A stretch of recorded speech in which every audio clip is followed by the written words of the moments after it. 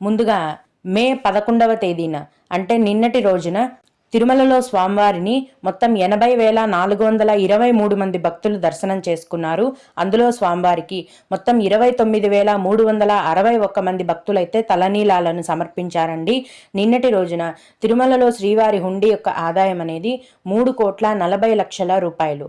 ఈ రోజు కూడా రోజులాగే ఎటువంటి దర్శనం టికెట్లు లేకుండా నేరుగా శ్రీవారి భక్తులను ఫ్రీ దర్శనానికి అనుమతిస్తున్నారండి. ఈ విధంగా టికెట్స్ లేకుండా నేరుగా వెళ్లే ఫ్రీ దర్శనానికి ప్రస్తుతం దాదాపుగా 6 నుంచి 10 గంటల సమయం అనేది పడుతోంది. అలాగే తిరుపతిలో ఇచ్చే ఉచిత సర్వదర్శనం టికెట్లతో దర్శనానికి వెళ్లే భక్తులకు దర్శనానికి 4 గంటల సమయం పడుతోంది.